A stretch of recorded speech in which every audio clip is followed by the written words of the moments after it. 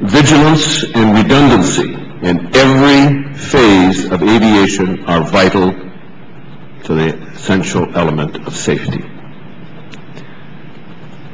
The issue here is not innovation versus safety, but the process by which we achieve safety, by which the FAA carries out its responsibility, by which it establishes and sustains what I called years ago the gold standard in aviation safety worldwide.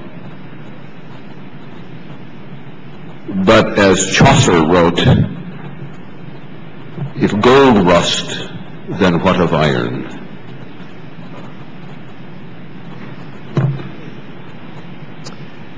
We're going to hear today how the FAA's customer service initiative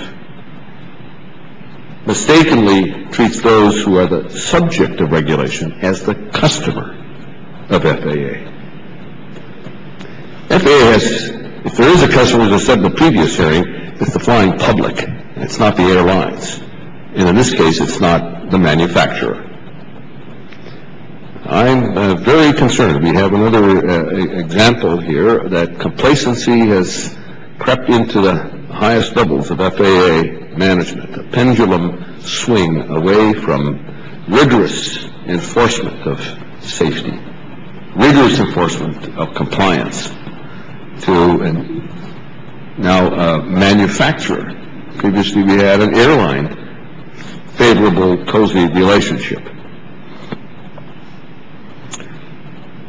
There are significant risks posed by new aircraft and new technology.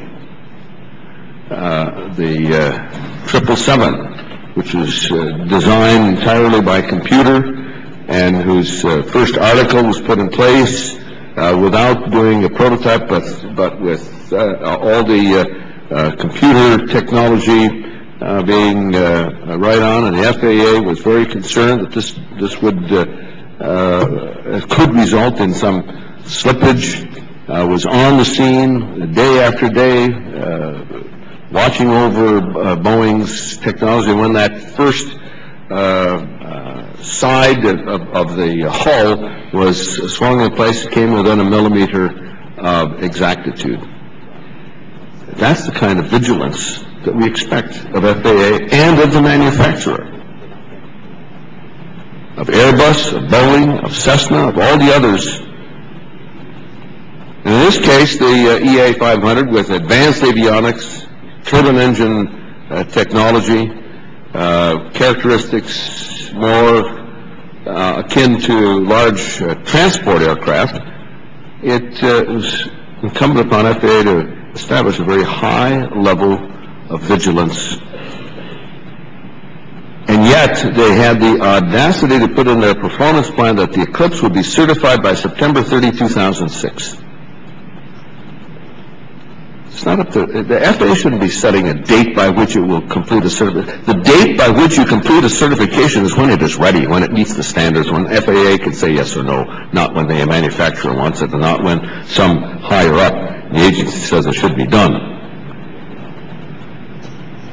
I reviewed the documents and I looked at the type certificate signing exactly on September 30, 2006, a Saturday, the end of fiscal year 06, coincidentally.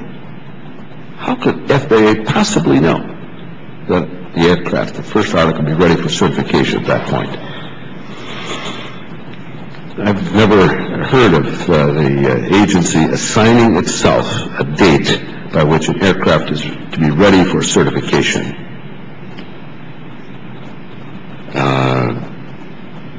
The burden of when an aircraft is ready to be certified falls upon the manufacturer, not upon the professionals, the FAA. They have to meet the standards set by the FAA, not the other way around. FAA should respond in timely fashion. They should not set up impossible paper trails. They should not set up red tape obstacles.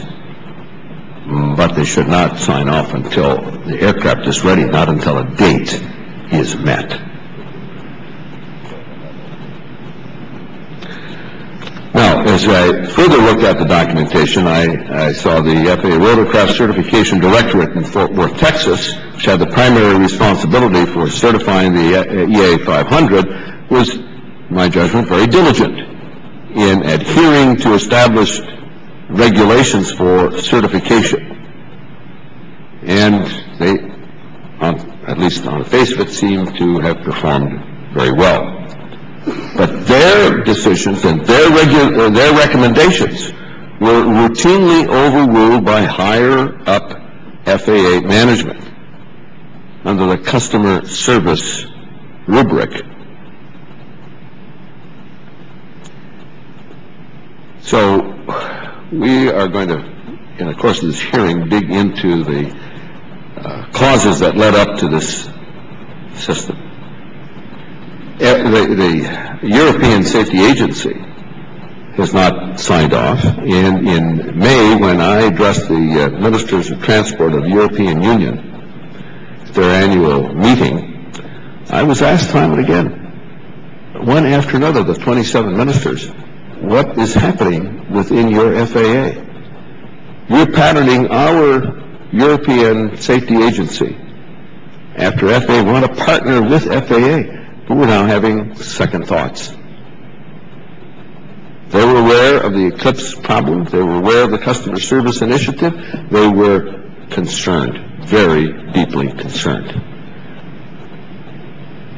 Let's not just take the attitude, well, no, we haven't had a fatal accident. That's what in the past was characterized as a graveyard mentality. FAA is above that. It has to remain above that, and the purpose of this hearing is to see that they do in the future. Thank you, Mr. Chairman. Chair thanks you, Chairman Oberstar, and the Chair announced that